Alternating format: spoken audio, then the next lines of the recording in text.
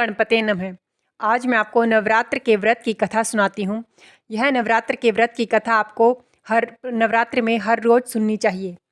इसका बहुत सौभाग्यशाली फल मिलता है। नवरात्र की कथा इस प्रकार है। एक नगर में एक ब्राह्मण रहता था। वह माँ भगवती दुर्गा का परम भक्त था। नित्य माँ दुर्गा की परम सेवा करता था। उसकी एक कन्या थी। ब्राह्मण नित्यपूर्वक प्रतिदिन दुर्गा माँ की पूजा और यज्ञ किया करता था। इसी तरह उसका जीवन दुर्गा माँ की पूजा आराधना में व्यतीत हो रहा था।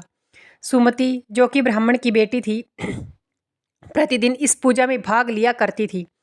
एक दिन सुमति खेलने में इतनी व्यस्त हो गई कि वह माँ भगवती की पूजा में शामिल न हो सकी। यह देखकर उसके पिता को बहुत क्रोध आया और क्रोधवश उसके पिता ने कहा कि वह उसका विवाह किसी दरिद्र और कोढ़ी से करेगा। पिता की बातें सुनकर बेटी को बड़ा दुख हुआ, परंतु उसने पिता के द्वारा क्रोध में कही गई बातों को सहर्ष स्वीकार कर लिया।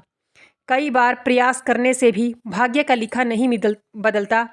अपनी बात के अनुसार उसके पिता ने अपनी कन्या का विवाह एक कोढ़ी के साथ कर दिया। सुमति अपने पति के साथ विवाह कर चली गई। उसके पति का घर न होने के कारण उसने वन में घास के आसन पर रात बड़े कष्ट से बिताई। गरीब कन्या की यह दशा देखकर माता भगवती उसके द्वारा पिछले जन्म में की गई उसके पुण्य प्रभाव से प्रकट हुई और सुमति से बोली, हे कन्या, मैं तुम पर प्रसन्न हूँ। मैं तुम्हें कुछ देना चाहती हूँ। मांगो, क्या मांगते हो? मैं तुम्हें इच्छित वर देना चाहती हूँ। इस पर सुमति ने उनसे पूछा, माँ, आप मेरी किस बात से प्रसन्न हैं? कन्या की यह बात सुनकर देवी कहने लगी, मैं तुम पर पूर्व जन्म के तुम्हारे पुण्य के प्रभाव से प्रसन्न हूँ। तुम पूर्व जन्म में भील की पतिव्रता स्त्री थी। एक दिन तुम्हारे पति भील द्वारा चोरी करने के कारण तुम दोनों को सिपाहियों ने पकड़कर जेल खाने में कैद कर लिया था। उन लोगों ने कि तुम्हें और तुम्हारे पति को भोजन भी नहीं दिया। इन्हीं दिनों चैत्र नवरात्रे चल रहे थे। इस प्रकार नवरात्र के दिनों में तुमने न तो कुछ खाया और न ही जल ग्रहण किया। इसलिए 9 दिन नवरात्र का व्रत का फल तुम्हें प्राप्त हुआ। हे ब्राह्मणी, उन दिनों अनजाने में जो व्रत हुआ, उस व्रत के प्रभाव से प्रसन्न होकर आज मैं तुम्हें मनोवांछित वरदान दे रही हूँ। कन्या बोली कि अगर आप मुझ पर प्रसन्न हैं तो कृपा करके मेरे पति का कोढ़ दूर कर दीजिए। माता ने कन्या की यह इच्छा शीघ्र पूरी कर दी।